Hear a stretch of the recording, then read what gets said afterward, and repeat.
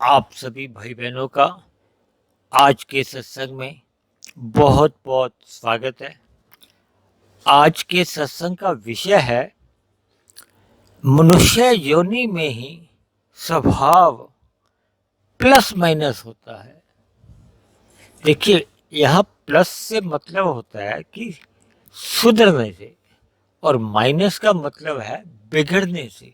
यानी कि मनुष्य योनि पाकर हम अपना स्वभाव सुधार भी सकते हैं और अपना स्वभाव बिगाड़ भी सकते हैं।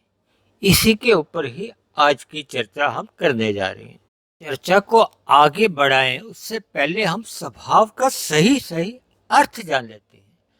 देखिए, जिस चीज का एक अनादिकाल से एक उसका स्वभाव होता है, यानी कि एक मनुष्य का स्वभाव है ज्ञानमय स्थिति। देखिए, सभी आत्माएं स्वभाव से ही ज्ञानवान है, चाहे वो 84 लाख में किसी भी जोनी में हो। लेकिन आत्मा का जो एक स्वभाव है, स्वभाव का मतलब ये है कि जो उस पर हम कभी भी प्रश्न चिन्ह नहीं लगा सकते। यानी कि वो क्यों है, यानी कि स्वभाव है। यानी कि अनादि काल से जितना भी आप पीछे से पीछे जाओ, यानी कि अनादि काल से मनुष्य का स्वभाव ज्ञानमय कहा जाता है। अब आप कहोगे कि हम हर रोज जो सत्संग करते हैं, तो जब हमारे अंदर ज्ञान है तो फिर हमें सत्संग करने की तो कोई जरूरत ही नहीं। यानी कि हम सत्संग करते हैं ज्ञान लेने के लिए। उसका कारण है कि जब मनुष्य इस जड़ माया, यानी कि ये प्रकृति जिसको कि जड़ कहा जाता है, आज हमारा वो विषय नहीं है, लेकिन प्रकृति के भोगों में जब आत्मा लिप्त हो जाती है, यानी कि हम जब भोगों को मर्यादा से अधिक भोगने लगते हैं, तो फिर माया के पदार्थों का जो एक आवरण है वो हमारी आत्मा पे चढ़ जाता है। ये आवरण ही हमारे जो एक मूल ज्ञान होता है, यानी कि जो हमारे स्वभाव में ज्ञान की स्थिति होती है, उस पर वो थोड़ा आवरण चढ़ जाता है। या उसको जैसे आप कहते हो जो सूर्य के आगे बादल आ जाते हैं ना अस्थायी रूप से, तो वो सूर्य के प्रकाश को ढक देते हैं।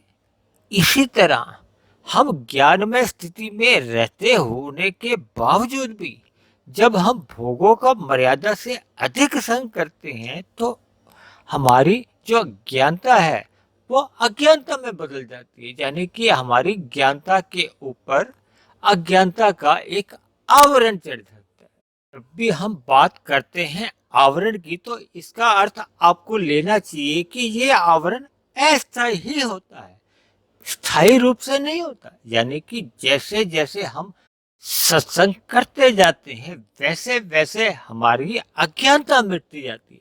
यानी दूसरे अर्थों में आप यूं भी समझ सकते हो कि सत्संग करने से हमें कोई एक नया ज्ञान नहीं मिलता। देखिए, जैसे जैसे हमें ज्ञान मिलता जाता है वैसे वैसे हमारी अज्ञानता समाप्त होती जाती है और जो पहले से हमारे अंदर ज्ञान था वो प्रकट हो जाता है। देखिए, अभी पता है ना, सूर्य के आगे जैसे ही काले बादल आ जाते हैं तो उसका प्रकाश ढक जाता है। तो जैसे ही बादल हट जाते हैं तो सूर्य का प्रकाश तो पहले से ही था, वो बादल के हटने के बाद नए सिरे से नहीं आता। इसी तरह हमारे स्वभाव में पहले से ही ज्ञान है। यानी कि हम सब की आत्मा, आपकी आत्मा, मेरी आत्मा, या मनुष्य से ऊपर की जितनी भी जोनियां हैं या मनुष्य से नीचे की भी जितनी भी जोनियां हैं, चाहे वो पेड़ पौधा हो, चाहे कीट पतंग हो, कीड़ा मकोड़ा हो, या पक्षी हो या पशु हो, यानी 84 लाख जोनियों में किसी भी जोनी का वो जीव हो, सभी की आत्मा ज्ञानवान ही नित्य रहती है। यानी कि ज्ञान नित्य ही बना रहता है। केवल जैसे जैसे हम भोगों में लिप्त होते जाते हैं, और साधारण भाषा में आप यूं भी समझ सकते हो कि जैसे जैसे हम भोग मर्यादा से अधिक करते जाते हैं, हम अचेत होते जाते हैं, यानी कि हमारा ज्ञान अज्ञानता में आ जाता है, यानी कि हमारा ज्ञान समाप्त होने लगता है। ये आप अपने व्यवहार में भी महसूस कर सकते हो। देखिए, जैसे जैसे भी हम किसी भी प्रकार के भोग आवश्यकता से अधिक लेते जाते हैं, तो आपके और हमारे व्यवहार में आपने अपने जीवन में बार बार ये अनुभव किया होगा कि हम आलस्य में आने लगते हैं, अचेत होने लगते हैं। अचेत का मतलब ही ये है कि हम अज्ञानता में आने लगते हैं। इस बात को आप एक दूसरे ढंग से भी समझ सकते हो कि जैसे ही हम अपनी ज्ञान की स्थिति को छोड़ते हैं, यानी कि जैसे ही हम ज्ञान से विमुख होते हैं, तो हमारे जीवन में अज्ञानता आने लगती है, और अज्ञानता में मनुष्य भोगों में अधिक लिप्त होने लगता है। इसीलिए बार बार मैं ये बात जोर देकर कहता हूं कि मनुष्य अपने जीवन में जब जब सत्संग से विमुख होता है, तो उसके जीवन में कुसंग तो सहज ही आने लगता है, और कुसंग में रहते हुए वो भोगों की ओर आकर्षित हो बैठता है। देखिए, मनुष्य के बाएं तरफ मान लो माया है, यानी कि प्रकृति है, और दाएं तरफ परमात्मा है। देखिए, परमात्मा के अगर हम सम्मुख होते हैं, तो हम ज्ञान की स्थिति हमारी बनी रहती है, और आनंद की प्राप्ति भी हमें होती है, क्योंकि परमात्मा के पास आनंद है, और आनंद में ज्ञान नित्य रहता है। जबकि दूसरी ओर माया के सभी पदार्थ ही जड़ बताए गए हैं, क्योंकि माया अपने आप में ही जड़ है।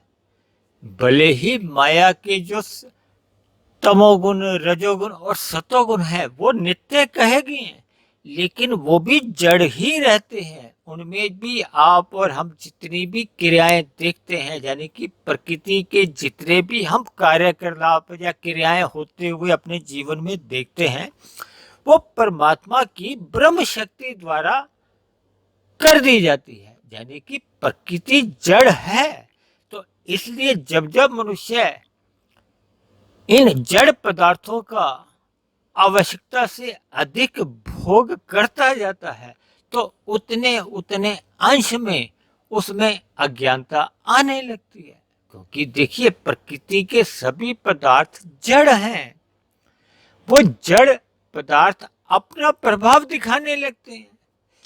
देखिए, प्रकृति के सभी पदार्थ तामसिक है। अक्सर तमोगुण को अज्ञानता से जोड़ा जाता है, अंधकार से जोड़ा जाता है, जबकि रजोगुण को क्रिया से जोड़ा जाता है, और सतोगुण को ज्ञान से जोड़ा जाता है। इसीलिए तो कहा जाता है ना कि तमोगुण से 10 गुना अच्छा रजोगुण है, और रजोगुण से 10 गुना अच्छा सतोगुण है। मैंने अक्सर अपनी चर्चाओं में रजोगुण को धुंध से भी जोड़ देता हूँ। देखिए, ऐसी कुछ बातें जो मैं आपको अपने अनुभव से बताता हूँ ना, ऐसा प्रत्यक्ष रूप से कहीं भी शास्त्रों में नहीं लिखा हुआ, लेकिन क्योंकि बातें जो जो मेरे दिमाग में आती हैं परमात्मा की प्रेरणा से, मैं उन बातों को तर्क पूर्वक विवेक संगत होकर आपको समझाने का प्रयास करता हूं, ताकि इन उदाहरणों द्वारा बात आपके दिमाग में बैठ जाए, ताकि हमारे कर्मों में सुधार हो, यानी हमारी दिनचर्या सुधर जाए। हम जो प्रकृति के भोगों में लिप्त रहते हैं, उसकी बजाय हम परमात्मा का सत्संग करते हुए परमात्मा के सम्मुख हो जाए। देखिए, मनुष्य योनि में ही, क्योंकि आज की जो हमारी चर्चा है वो इसमें कहा गया है कि मनुष्य योनि में ही स्वभाव प्लस माइनस होता है, यानी कि सुधरता भी है और बिगड़ता भी है।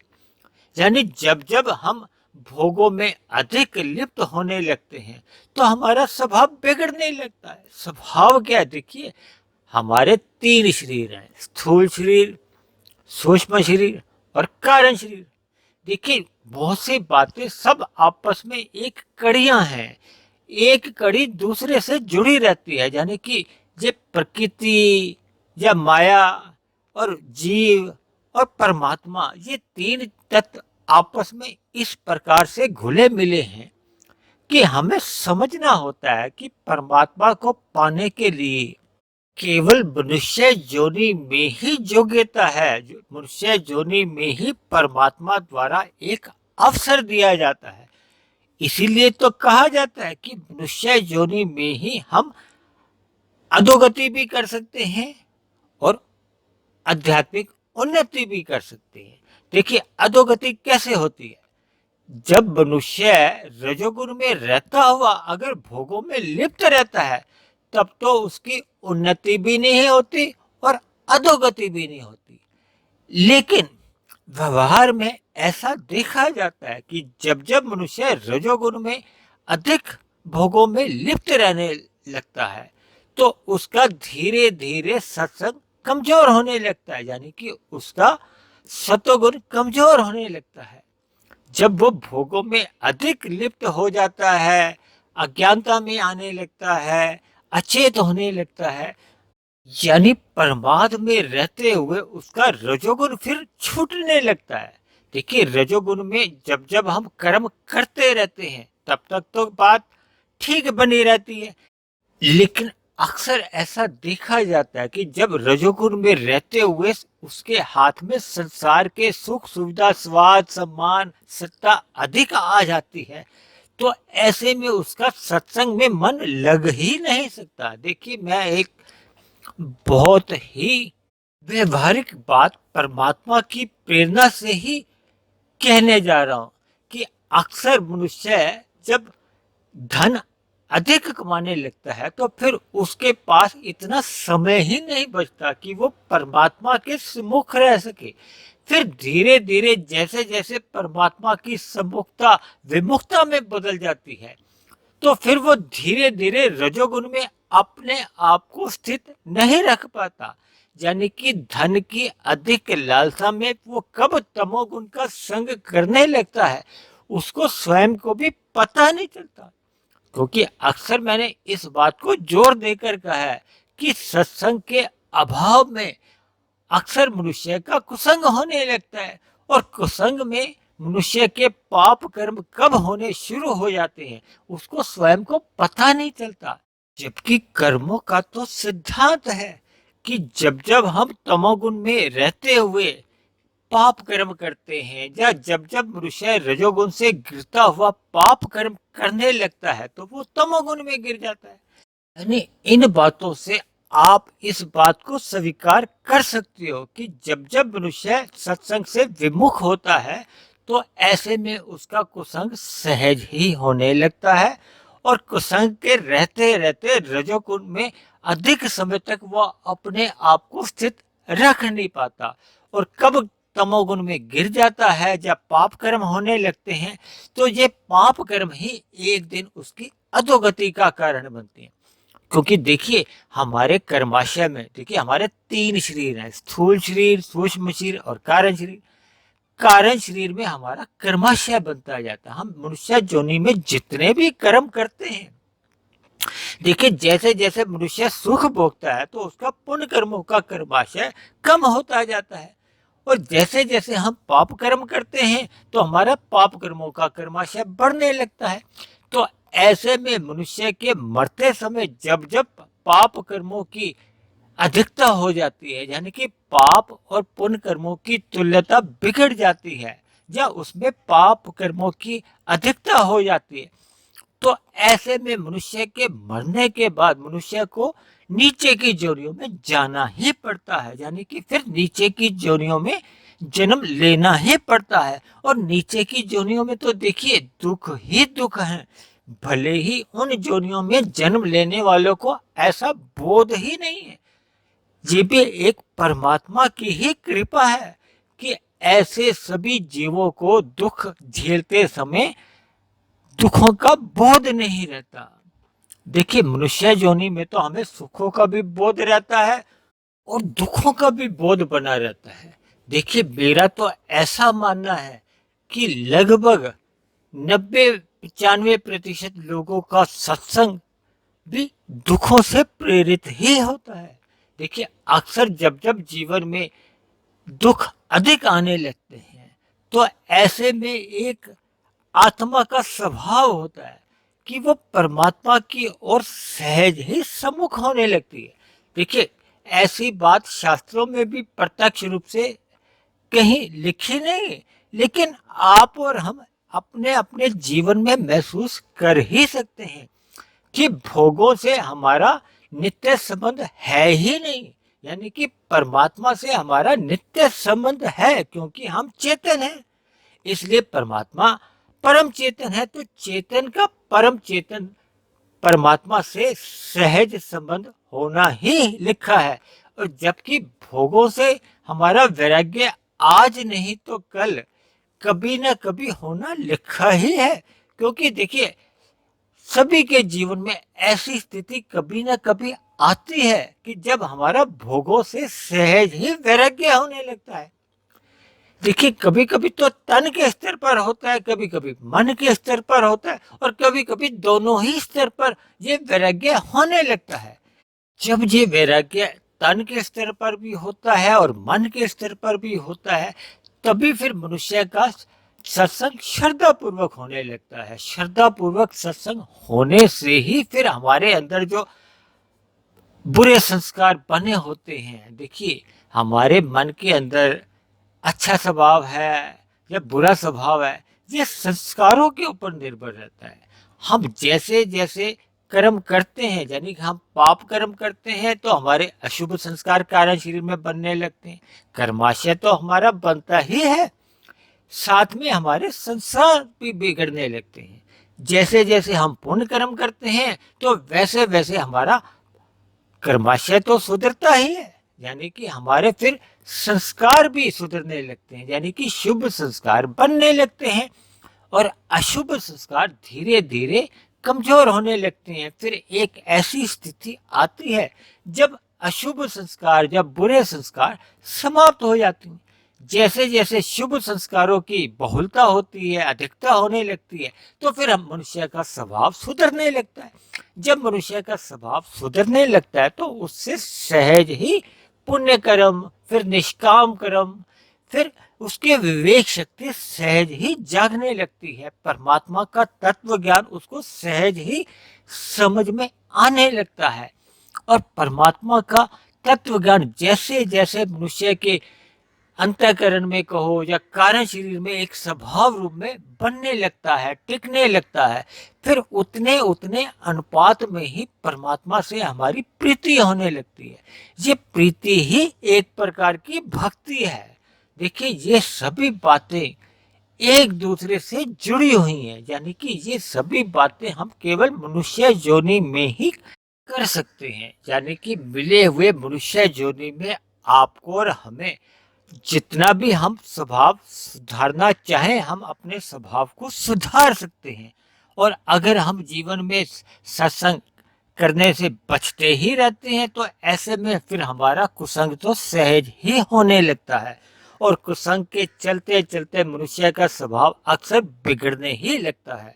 तो मेरी आप सभी भाई बहनों से विनती है कि मिले हुए मनुष्य योनि में परमात्मा से जुड़ते रहिए, यानी परमात्मा का नित्य सत्संग करते रहिए, ताकि हम कुसंग से भी बच जाएं और हमारा स्वभाव भी सहज ही सुधरने लगे। यानी कि हमारा स्वभाव जितने जितने अंश में बिगड़ा हुआ है, हम उतने उतने अंश में अपना स्वभाव सुधार सकते हैं, यानी कि अपने स्वभाव को प्लस में ला सकते हैं।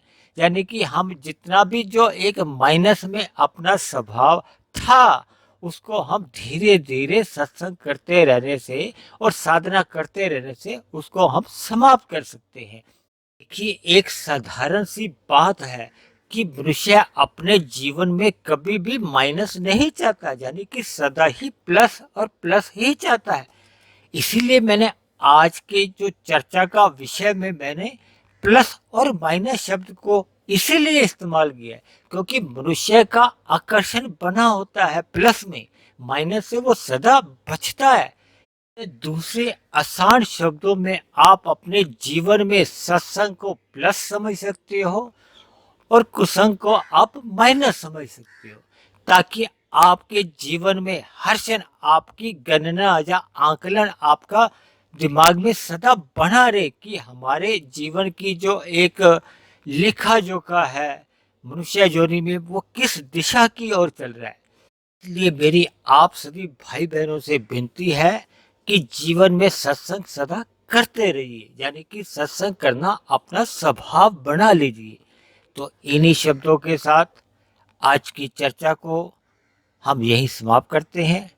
आप किसी भाई बहन का कोई प्रश्न हो, कोई बात समझ में नहीं आई हो, तो आप नीचे दिए गए कमेंट्स बॉक्स पर जाकर आप अपना प्रश्न भी लिख सकते हैं। आपका कोई सुझाव हो या आपत्ति हो तो आप वो भी लिख सकते हो। दूसरी बात, यदि आपको मेरे इन वीडियो से आपका ज्ञान बढ़ने लगा हो, आपके जीवन में सुधार होने लगा हो, परमात्मा में आपकी प्रीति जाग गई हो, तो मेरी आप सभी भाई बहनों से विनती है कि आप मेरे इस ज्ञानात्मक चैनल को सब्सक्राइब करें व अन्य जिज्ञासु भाई बहनों को भी जोड़ने का प्रयास करें, ताकि समाज में अधिक से अधिक सतोगुणी वातावरण बने। तो इन्हीं शब्दों के साथ आज की चर्चा को हम यहीं समाप्त करते हैं। कल फिर मिलते हैं एक नए विषय को लेकर, एक नए संदेश के साथ। तब तक आप सभी भाई बहनों का बहुत बहुत धन्यवाद।